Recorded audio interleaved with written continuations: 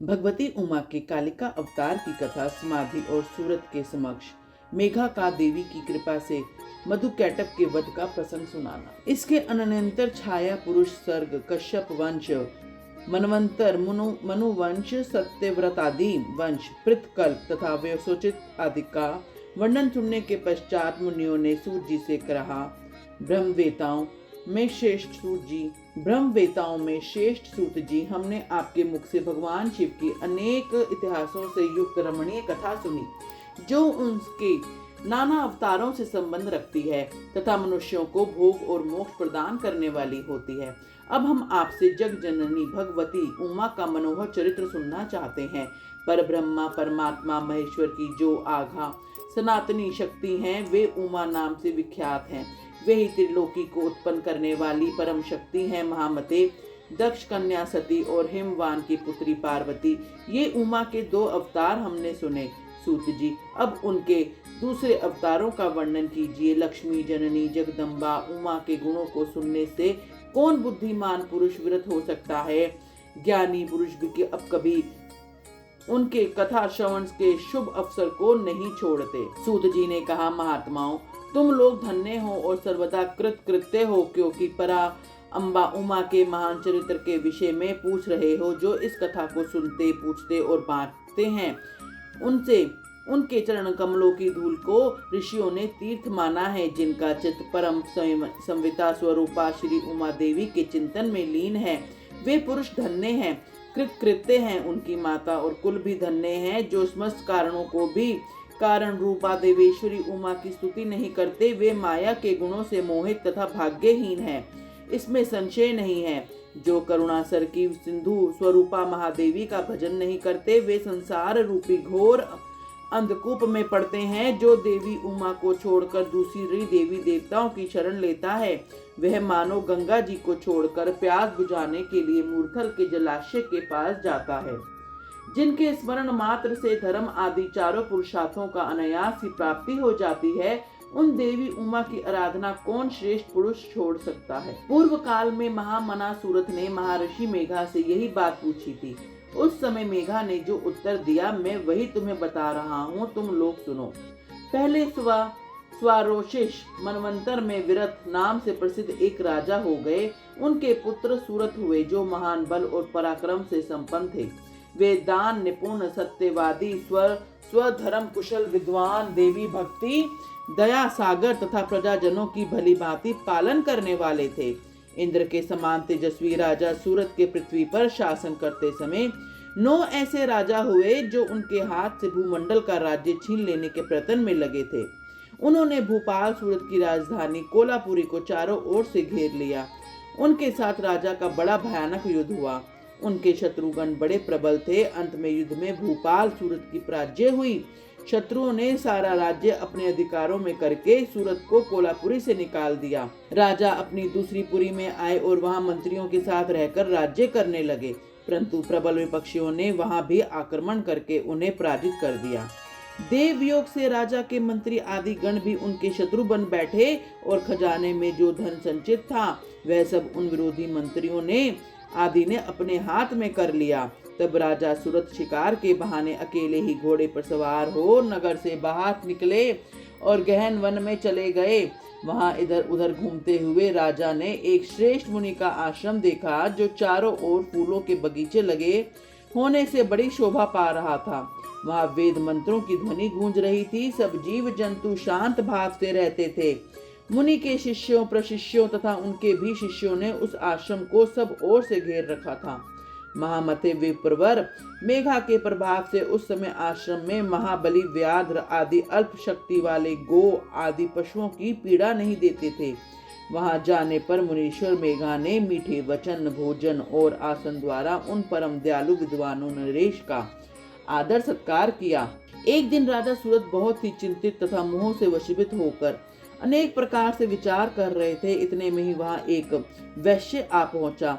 राजा ने उनसे पूछा, भैया तुम कौन हो और यहाँ किस लिए आए हो? क्या कारण है कि तुम दुखी दिखाई दे रहे हो? यह मुझे बताओ।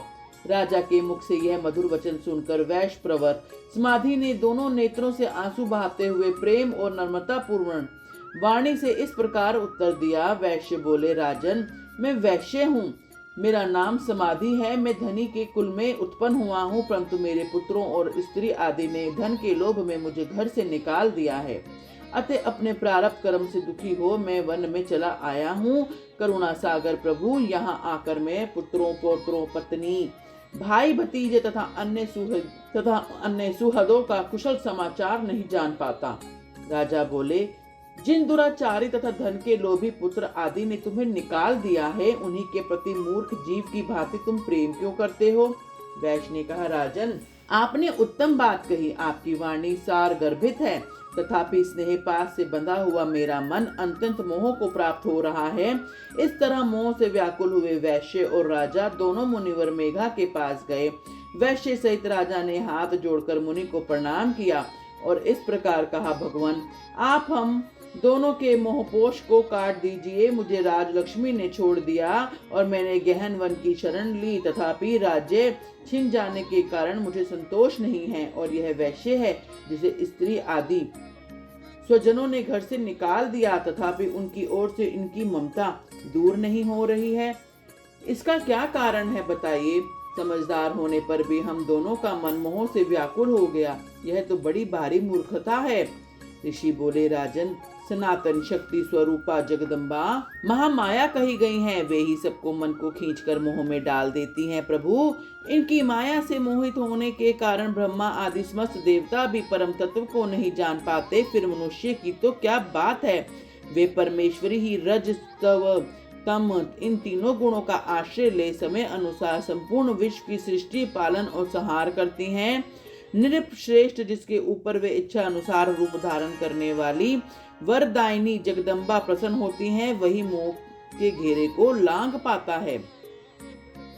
राजा ने पूछा, मुने, जो सबको मोहित करती हैं, वे देवी महामाया कौन है और किस प्रकार उनका प्रादुर्भाव हुआ है, यह कृपा करके बताइए। ऋषि बोले, जब सारा जगत एकांत वर में जल में निर्मगन और योगेश्वर भगवान के शवशेष की शैया बिछाकर योग निद्रा का आश्रय ले शयन कर रहे थे, उन्हीं दिनों भगवान विष्णु के कानों के मल से दो असुर उत्पन्न हुए, जो भूतल पर मधु और कैटभ के नाम से विख्यात हैं। वे दोनों विशाल काय घोर असुर प्रलय काल के सूर्य की भांति तेजस्वी थे। उनके जबड़े बहुत बड़े थे, उनके मुख दाढ़ों के कारण ऐसे विकराल दिखाई देते थे मानो वे संपूर्ण जगत को खा जाने के लिए उद्यत हों। उन दोनों ने भगवान विष्णु की नाभि से प्रकट हुए कमल के ऊपर विराजमान ब्रह्मा को देखकर पूछा, अरे तू कौन है? ऐसा कहते हुए उन्हें मार डालने के लिए उद्यत हो गए। ब्रह्मा जी ने देखा ये दोनों दैत्य आक्रमण करना चाहते हैं और भगवान जनार्दन समुद्र में के जल में सो रहे हैं। तब उन्होंने परमेश्वरी का स्तवन किया और उनसे प्रार्थना की, अंबिके, तुम इन दोनों दुर्जय असुरों को मोहित करो और अजन्मा भगवान नारायण को जगा दो।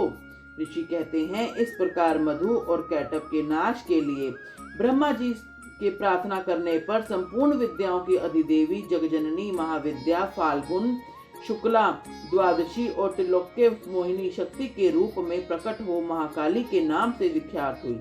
तदंतर आकाशवाणी हुई, कमलासन, डरो मत, आज युद्ध में मधु कैटभ को मारकर मैं तुम्हारा कंटक का नाश कर दूंगी।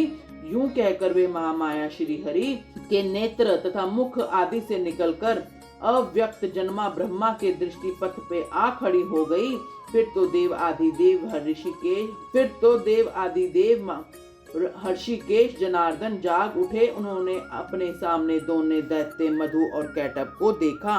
उन दैत्यों के हाथ अतुल तेजस्वी विष्णु का 5000 वर्षों का बाहु युद्ध हुआ। तब महामाया के प्रभाव से मोहित हुए उन शेष दानवों ने लक्ष्मीपति से कहा, तुम हमसे मनवांछित वर ग्रहण कर लो। नारायण बोले, यदि तुम लोग प्रसन्न हो तो मेरे हाथ से मारे जाओ, यही मेरा वर है, इसे दो, मैं तुम दोनों से दूसरा वर नहीं मांगता। ऋषि कहते हैं, उन असुरों ने देखा सारी पृथ्वी एकांत वर के जल में डूबी हुई है। तब वे केशव से बोले, हम दोनों को ऐसी जगह मारो जहाँ जल से भीगी हुई धरती ना हो। बहुत अच्छा कहकर भगवान विष्णु ने अपना परम तेजस्वी चक्र उठाया और अपनी जांग पर उनके मस्तक रखकर काट डाला। राजन, यह कालिका की उत्पत्ति का प्रसंग कहा गया है। महामते, अब महालक्ष्मी के प्रादुर्भाव की कथा सुनो। देवी उमा अब निर्विकार और निराकार होकर भी देवताओं का दुख दूर करने के लिए युग युग में साकार रूप धारण करके प्रकट होती हैं। उनका शरीर ग्रहण करने उनकी इच्छा का वैभव ही कहा गया है। वे लीला से इसलिए प्रकट होती हैं कि भक्तजन उनके गुणों का गान करें। बोलो हर हर महादेव।